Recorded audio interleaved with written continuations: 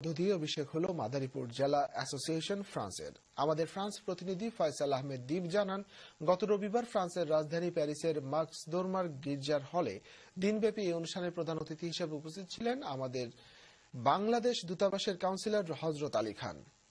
অনুষ্ঠানে বিশেষ অতিথি হিসেবে উপস্থিত ছিলেন আইএবার মহাসচিব কাজী এনায়েতুল্লাহ।